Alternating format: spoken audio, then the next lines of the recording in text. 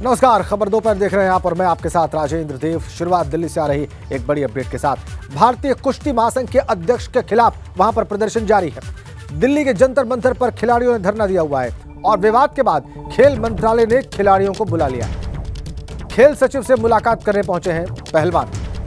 ब्रजभूषण शरण सिंह पर यौन शोषण के बहुत गंभीर आरोप लगे और आपको बताएं कि विवाद के बाद खेल मंत्रालय ने पहले ही कुश्ती महासंघ को नोटिस जारी करके 72 घंटे के भीतर जवाब की मांग की। ये ताजा अपडेट खेल सचिव ने बुलाया है। अविनाश तिवारी हमारे साथ इस वक्त हमारे संवाददाता फोन लाइन पर जुड़ गए, उनके पास ज्यादा जानकारियां हैं। अविनाश, क्या सूचना इस वक्त आपको मिल रही है इस मुलाकात के बारे में? देखिए राजेंद्र, अगर बात किया तो इस वक्त जो खिलाड़ी हैं जो यहाँ पे धरने पे बैठे थे जंतर मंतर पे, वो पहुंचे हुए हैं शास्त्री भवन में खेल मंत्रालय में, जहाँ पे खेल मंत्रालय के अधिकारियों और खेल मंत्री के साथ मुलाकात करेंगे। फिलहाल अगर बात किया तो वहाँ पे बजरंग पुनिया पहुंचे हैं, विनेश फोगाट पहुंची है, सीमा पुनिया पहुंची है और इसके अलावा अगर बात करें तो साक्षी मलिक पहुंची है और भी उनके साथ कई सारे रेसलर हैं जो कि पहुंचे हुए हैं शास्त्री भवन पे और मुलाकात उनकी चल रही है। क्योंकि ये पूरा प्रकरण हुआ तो इसको लेकर के सरकार ने 3 सदस्यीय कमेटी का भी गठन कर दिया है और रेसलिंग फेडरेशन ऑफ इंडिया के मुख्य कोच से और इसके साथ साथ अध्यक्ष से यानी कि ब्रजभूषण शरण सिंह से भी 72 घंटे के अंदर जवाब देने के लिए कहा है। तो लिहाजा खेल मंत्रालय पूरी तरीके से सक्रिय हो गया। भारत सरकार लगातार तमाम तरह खिलाड़ियों से बातचीत कर रही है और ये धरना खत्म कराने की कोशिश कर रही है और जो खिलाड़ियों ने आरोप लगाए हैं उन आरोपों को लेकर के अब जांच करवाने जा रही है। तो देखना यह है कि जब खिलाड़ी मिलकर निकलते हैं तो क्या वो खेल मंत्री और खेल अधिकारियों की तरफ से कहीं कहीं बातों से संतुष्ट होते हैं और अपना धरना समाप्त करते हैं या फिर आगे कुछ और करते हैं। आप कितने खिलाड़ी पहुंचे हैं खेल मंत्रालय में, इसके बारे में कोई जानकारी अविनाश आपके पास? देखिए अगर बात किया तो खिलाड़ी तकरीबन 15 से 20 पहुंचे हैं, लेकिन जो लीड कर रहे हैं वो है बजरंग पुनिया। जिस तरीके से इस बार ही उन्होंने अगर बात किया तो टोक्यो ओलंपिक में उन्होंने कांस्य पदक जीता था और इसके अलावा साक्षी मलिक है जो कि वो भी ओलंपिक में मेडल जीत चुकी है। तो दोनों मुख्य खिलाड़ी के तौर पर लीड कर रहे हैं, बाकी सारे खिलाड़ी उनके साथ वहाँ पे पहुंचे हुए हैं और खेल अधिकारियों से लगातार बातचीत की जा रही है। पहले खेल अधिकारियों को तमाम सारी शिकायतें बताई जाएगी कि किस तरीके से कोचिंग के दौरान, किस तरीके से तमाम सारे अन्य चीजों के दौरान उनके साथ हैरेसमेंट किया जाता है और उनको सुविधाएं नहीं दी जाती है। उसके बाद अगर बात करें तो खेल मंत्री के साथ एक प्रतिनिधिमंडल मुलाकात करेगा और अपनी तमाम तरह शिकायतों को लेकर के उनको अवगत कराएगा। इसके बाद फिर अगर बात की जैसे ही बजरंग पुनिया अंदर जा रहे तो उन्होंने साफ तौर पर कहा कि वो भारत सरकार के तमाम तरह जो अधिकारी हैं और खेल मंत्री उनसे मुलाकात करने के बाद फिर अपनी बात रखेंगे। बहुत धन्यवाद आपका अविनाश। बताते हैं आपको कि कुश्ती संघ अध्यक्ष पर कुश्ती क्यों हो रही है। यौन शोषण का बहुत गंभीर आरोप कुश्ती संघ के अध्यक्ष पर। मानसिक रूप से परेशान और उत्पीड़न करने का भी आरोप लगा है ब्रजभूषण शरण सिंह पर। पहलवानों ने ब्रजभूषण सिंह पर यह आरोप लगाए हैं। ओलंपिक राष्ट्रमंडल खेलों के पदक विजेताओं का आरोप है ब्रजभूषण शरण सिंह पर और दिल्ली के जंतर मंतर पर 2 दिनों से ये खिलाड़ी धरना दे रहे हैं। पहलवानों की कुश्ती संघ पर कार्रवाई की मांग है और दिल्ली में 31 पहलवानों का धरना प्रदर्शन जारी है। ब्रजभूषण शरण सिंह के खिलाफ ये खिलाड़ी, ये पहलवान कार्रवाई करने की मांग कर रहे हैं। अब तक जो कुछ हुआ है, आइए अब आपको वो बिंदुवार बताते हैं। खेल मंत्रालय ने WFI से, वर्ल्ड फेडरेशन ऑफ इंडिया से, रेसलिंग फेडरेशन ऑफ इंडिया से क्षमा करें जवाब मांगा है और कुश्ती संघ अध्यक्ष की खेल मंत्री से बात भी हुई। ब्रजभूषण सिंह ने खेल मंत्री से बात की है। खेल मंत्री अनुराग ठाकुर से उनकी बातचीत हुई है और अपने ऊपर लगे आरोपों पर खेल मंत्री को सफाई दी है ब्रजभूषण शरण सिंह ने और इन आरोपों को बेबुनियाद बताया है। प्रेस से भी वो बात में अपने ऊपर लगे आरोपों को बेबुनियाद बता चुके हैं। उनके अपने तर्क हैं। उनका अपना कहना है कि 1 हफ्ते पहले तक ये लोग खुश थे मुझसे, लेकिन उसके बाद ये स्थिति है। कुश्ती संघ की कार्यशैली पर जयंत चौधरी ने ट्वीट करके सवाल उठाए हैं। उन्होंने ट्वीट में लिखा है, ट्वीट का कंटेंट हम आपकी स्क्रीन पर रख रहे हैं, ये रहा। कुश्ती संघ की कार्यशैली और अध्यक्ष के विरुद्ध संगीन आरोप है। खिलाड़ी जोखिम लेकर सामने आए हैं और खुलकर बता रहे हैं कि कैसे उनका शोषण हो रहा है। कई बार ऐसा हुआ है जब बीजेपी के नेता पर आरोप लगते हैं तो सरकारी दबाव डाल के मामला रफा दफा कर दिया जाता है, लेकिन युवा इस बार ऐसा नहीं होने देंगे। ये ट्वीट जयंत चौधरी का। प्रियंका गांधी ने भी ट्वीट कर दिया है और उन्होंने भी कुश्ती संघ की कार्यशैली पर सवाल खड़े किए हैं। उन्होंने ट्वीट करके जो लिखा है आपकी स्क्रीन पर यह रहा। हमारे खिलाड़ी देश की शान है। विश्व स्तर पर अपने प्रदर्शन से वे देश का मान बढ़ाते हैं। कुश्ती फेडरेशन और उसके अध्यक्ष पर खिलाड़ियों ने शोषण के गंभीर आरोप लगाए। इन खिलाड़ियों की आवाज सुनी जानी चाहिए। आरोपों की जांच करके उचित कार्रवाई की जानी चाहिए। ये ट्वीट प्रियंका गांधी वाड्रा का।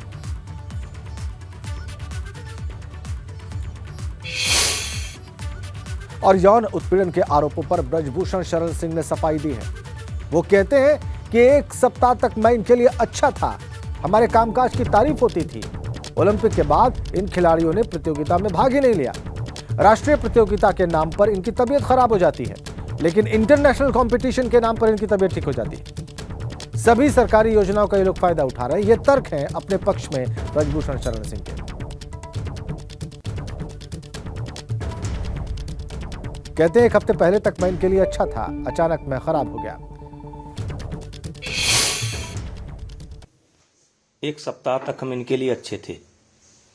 अभी एक सप्ताह पहले ही यह यहाँ पर आए थे और हमारे कामकाज की तारीफ करते थे, लेकिन ओलंपिक के बाद इन्होंने एक भी राष्ट्रीय प्रतियोगिता में भाग नहीं लिया। ये जितने वहाँ पर बैठे थे सब ने भाग नहीं लिया और सब गवर्नमेंट के टॉप स्कीम का फ़ायदा उठा रहे हैं। और जब राष्ट्रीय प्रतियोगिता की बात आती है, राष्ट्रीय ट्रायल की बात आती है, तो इनकी तबीयत खराब हो जाती है। और जब इंटरनेशनल कोई टूर्नामेंट होता है, इनकी तबीयत ठीक हो जाती है। ये तर्क है अपने पक्ष में ब्रजभूषण शरण सिंह के। आगे बढ़ते हैं। आशीष मिश्रा की जमानत पर सुप्रीम कोर्ट ने अपना फैसला सुरक्षित रख लिया है। जमानत पर अपना फैसला रिजर्व रख लिया है। आज सुनवाई में यूपी सरकार ने आशीष मिश्रा की जमानत का विरोध किया है। पीड़ित पक्ष के वकील ने भी आशीष मिश्रा की जमानत का विरोध किया है। लेकिन इन सब दलीलों को सुनने के बाद देश की सबसे बड़ी अदालत ने अपना फैसला सुरक्षित रख लिया है। आज सुनवाई हुई आशीष मिश्रा की जमानत पर, आशीष मिश्रा की जमानत एप्लीकेशन पर, जिसका विरोध किया पीड़ित पक्ष ने भी और उसका विरोध किया उत्तर प्रदेश की सरकार ने भी। सुप्रीम कोर्ट ने अपना फैसला सुरक्षित रख लिया है। तमाम दलीलें सुनने के बाद भी सुप्रीम कोर्ट ने तत्काल फैसला नहीं दिया, अपना फैसला सुरक्षित रखा है। जाहिर सी बात है सभी पक्षों को इंतजार सुप्रीम कोर्ट के फैसले का। यह फैसला महत्वपूर्ण होगा क्योंकि इससे पहले आशीष मिश्रा की जमानत को खारिज कर दिया था सुप्रीम कोर्ट ने। आपको याद होगा पीड़ित पक्ष की दलीलें स्वीकार की थी आशीष मिश्रा के जमानत के खिलाफ, लेकिन अब की बार सुप्रीम कोर्ट ने फिर से सुनवाई की है।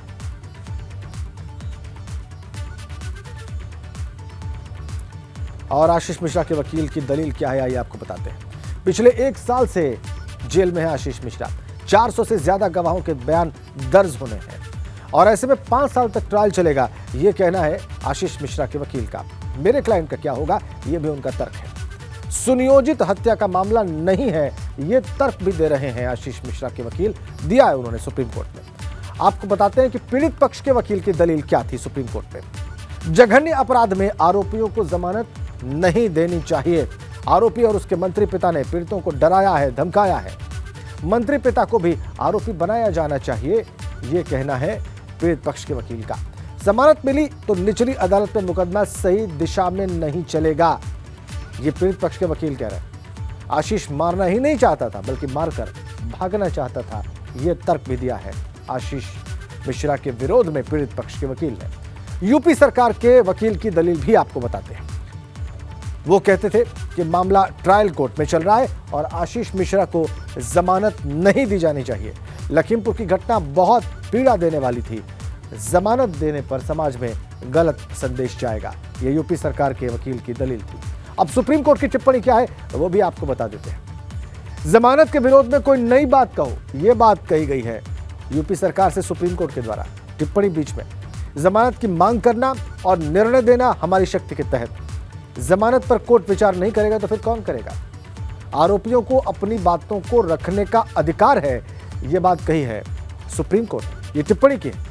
मुकदमा हमेशा दोनों पक्षों में संतुलन को ध्यान में रखकर आगे बढ़ता है, यह बात भी कही है सुप्रीम कोर्ट ने। और ये टिप्पणियां सुप्रीम कोर्ट के नजरिए के बारे में संकेत कर रही हैं।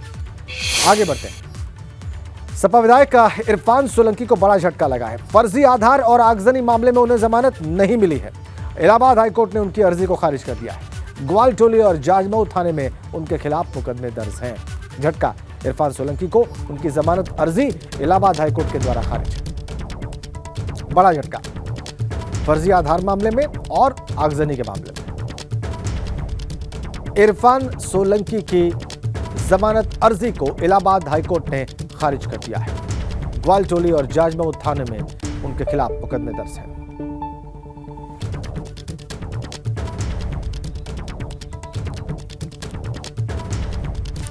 और कानपुर पुलिस बिकरू कांड की तरह सपा विधायक इरफान सोलंकी की घेराबंदी की तैयारी कर रही है। सूत्रों के मुताबिक कानपुर पुलिस ने इस बाबत शासन को पत्र भी लिखा है। इसमें शासन से विशेष अधिवक्ता की मांग की।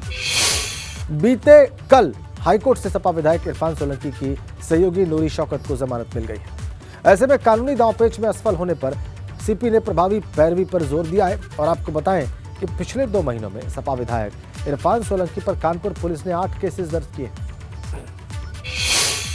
सपा विधायक इरफान सोलंकी के मामले में अब प्रभावी पैरवी के लिए कानपुर पुलिस के द्वारा एक पत्र लिखा गया है। शासन को लिखे गए इस पत्र में प्रभावी पैरवी के लिए विशेष अधिवक्ता की मांग की गई है और ये कहा गया है कि आगे आरोपियों को आसानी से जमानत ना मिले और लचर पैरवी के चलते जो जमानत मिल रही है, ऐसे में विशेष अधिवक्ता की जरूरत है। इरफान सोलंकी पर पिछले 2 महीने में 8 मुकदमे लिखे गए हैं। 8 नवंबर को सबसे पहला मुकदमा लिखा गया था पीड़ित नज़ीर फातिमा की तरफ से दी गई तहरीर के पर। जाजमऊ थाने में लिखे गए इस मुकदमे के बाद से 7 अन्य मुकदमे लिखे गए। फर्जी आधार कार्ड बनाकर उस पर दिल्ली से मुंबई की यात्रा करने का भी मामला लिखा गया था और इसी में सह आरोपित के रूप में नूरी शौकत को भी आरोपी बनाया गया था। लेकिन नूरी शौकत को हाईकोर्ट से बेल मिल गई और कहा जा रहा है कि लचर पैरवी के चलते उसको बेल मिली है। कई आरोपियों को जमानत मिल रही है, जिसके बाद सवाल उठ खड़े हुए हैं और ऐसे में पुलिस के आला अधिकारियों ने मंथन किया और मंथन करने के बाद एक पत्र को ड्राफ्ट किया गया है, शासन को भेजा गया है और इस पत्र में लिखा गया है कि आगे आसानी से किसी को बेल ना मिले और कोर्ट में अपने सभी तथ्यों को मजबूती के साथ रखा जाए ताकि लचर पैरवी ना हो और मजबूत पैरवी के चलते चार्जशीट जो लगाई गई है, कोर्ट में पेश की जा रही है, उसमें किसी को लचर पैरवी के चलते जमानत ना मिले। तो कानपुर पुलिस ने बड़ा कदम उठाया है और विशेष अधिवक्ता की मांग की है शासन से। कानपुर से कैमरामैन पंकज निगम के साथ रतीश त्रिवेदी, एबीपी गंगा। अगली बड़ी अपडेट नोएडा से। रील बनाने के लिए जान जोखिम में डालते हैं बच्चे। सेक्टर 95 के अंबेडकर नगर पार्क का एक वीडियो वायरल हो रहा है और सोशल मीडिया पर बहुत तेजी से यह वीडियो वायरल हुआ है। 10 फीट से ज्यादा ऊंची मूर्ति पर चढ़े हैं कुछ बच्चे, ये इसमें दिखाई दे रहा है। रील बनाने के प्रयास में ये देखिए आप, अपनी जान को जोखिम में डाल रहे हैं बच्चे, इसलिए कि उनकी रील आकर्षक बने, जान को ही जोखिम में डाल दिया। देखिए आप, ये वीडियो वायरल है सेक्टर 95 नोएडा का।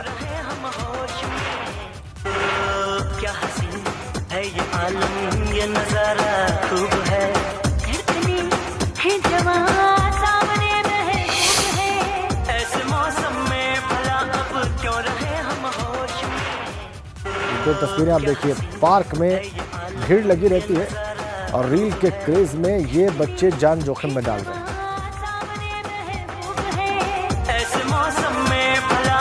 क्यों रहे हम होश में, क्या हसीन है ये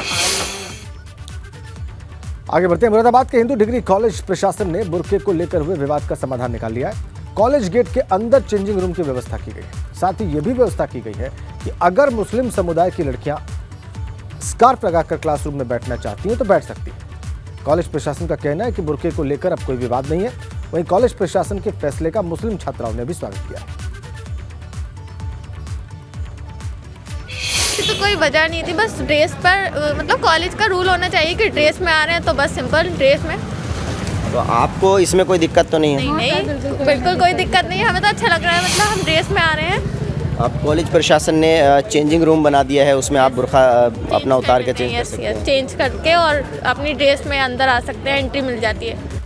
महाविद्यालय के मुख्य गेट से पीछे तक एक कॉमन पैसेज है जिससे बाहरी लोगों का महाविद्यालय परिसर से ही आना जाना लगा रहता है, जिससे हमारी छात्राओं के साथ जो है हम लोग जो कानून व्यवस्था है वो ध्वस्त होती रहती है। तो लिहाजा हम लोग बाहरी लोगों में और जो है कॉलेज छात्रों के बीच में डिस्क्रिमिनेशन कैसे कर सकें, इसके लिए हमने ड्रेस कोड लागू किया है जी। और ड्रेस कोड लागू होने में हमने अभिभावकों और छात्रों से, छात्राओं से बाकायदा ओपिनियन ली। सभी लोग सहमत हैं कि कॉलेज में पठन पाठन का माहौल अच्छा रहे, इसके लिए ड्रेस कोड जरूरी है। सपा ने प्रचार युद्ध शुरू कर दिया है। आज से प्रदेश अध्यक्ष नरेश उत्तम पटेल को प्रचार के लिए मैदान में उतारा गया है और सबसे पहले नरेश उत्तम पटेल कानपुर पहुंचे। वहां पर उन्होंने सपा प्रत्याशी डॉक्टर कमलेश यादव और प्रियंका यादव के केंद्रीय कार्यालय का उद्घाटन किया। साथ ही इस दौरान उन्होंने भाजपा पर भी जमकर निशाना साधा। नरेश उत्तम पटेल ने कहा कि सपा किसी खास वर्ग को टारगेट करके चुनाव नहीं लड़ती। नरेश उत्तम पटेल ने इस बार 5 की 5 विधान परिषद की सीटों पर जीत का भी दावा किया। स्नातक और शिक्षक एमएलसी चुनाव को लेकर के समाजवादी पार्टी ने अब मोर्चाबंदी शुरू कर दी है। उत्तर प्रदेश समाजवादी पार्टी के प्रदेश अध्यक्ष नरेश उत्तम पटेल कानपुर पहुंचे हैं और उसके बाद कानपुर देहात, जालौन, हमीरपुर, बरेली, मुरादाबाद सभी का दौरा करने जा रहे हैं। आज से प्रचार युद्ध शुरू हो गया है। शिक्षक और स्नातक एमएलसी चुनाव में समाजवादी पार्टी बीजेपी के सामने कैसे चुनौती पेश करने जा रही है, इस पर बात कर लेते हैं। चुनौती किस तरह से फेस करेंगे? देखिए, समाजवादी पार्टी सभी वर्गों, सभी धर्मों को लेकर चलती है और शिक्षित बेरोजगारों की समस्याओं को जिस तरीके से समाजवादी पार्टी ने सरकार में आने पर शिक्षित बेरोजगारों को रोजगार दिया, उनके रोजगार का प्रबंधन किया। आज समाजवादी पार्टी के नेता माननीय अखिलेश यादव जी की स्वीकार्यता, ग्राह्यता, लोकप्रियता इसीलिए है कि जो कहते हैं अखिलेश यादव जी या समाजवादी पार्टी के लोग वो करते हैं। हमें पूरी उम्मीद है कि जो 3 स्नातक निर्वाचन क्षेत्र के चुनाव हैं, 2 शिक्षक निर्वाचन क्षेत्र के चुनाव हैं, इन 5 चुनाव पर समाजवादी पार्टी का मुकाबला सरकार से है और सरकार की नाकामियां जनता के बीच में है। चाहे शिक्षित बेरोजगारों का मामला हो, चाहे शिक्षकों के समस्याओं का मामला हो, सारे सवालों पर भारतीय जनता पार्टी एकदम बेनकाब हो गई है। सारे शिक्षक आंदोलित हैं, शिक्षित बेरोजगार आंदोलित हैं। इस आंदोलन की वजह से इस बार समाजवादी पार्टी के 5 उम्मीदवार चुनाव जीत कर जाएंगे। समाजवादी पार्टी सभी समाज के लोगों के भलाई के लिए काम करती है और सभी वर्गों को लेकर चलती है, समाज में समस्याओं को हल करती है। इसीलिए समाजवादी पार्टी बामुकाबले समाजवादी पार्टी आगे जा रही है, लगातार आगे जा रही है। आप देख लेंगे उत्तर प्रदेश में माननीय अखिलेश यादव के चेहरे पर 36% वोट अभी 2022 में प्राप्त हुआ, 36% वोट। और हम लोग ईवीएम के भी विरोध में हैं कि ईवीएम से चुनाव नहीं होना चाहिए। अभी एक रिमोट इलेक्ट्रॉनिक वोटिंग मशीन का इलेक्शन कमीशन ने पैगाम दिया, उसमें अभी माननीय प्रोफेसर साहब हमारी पार्टी के गए। देश के 2 पार्टियों के अलावा पूरे देश के पार्टियों के लोग चाहते हैं ईवीएम से चुनाव ना हो, बैलेट पेपर से हो। ये देखिएगा, ग्रेजुएट का जो चुनाव हो रहा है बैलेट पेपर से हो रहा है। बैलेट पेपर के चुनाव में बनारस में जहां से माननीय प्रधानमंत्री जी वहां से नेतृत्व करते हैं, वहां की दोनों सीटें स्नातक की और शिक्षक की समाजवादी पार्टी ने प्राप्त किया था।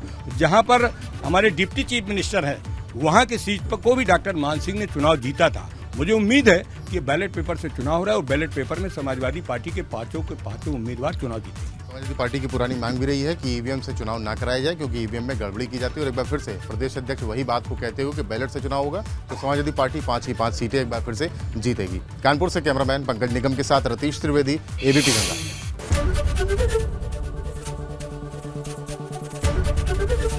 एबीपी गंगा, खबर आपकी, जुबान आपकी।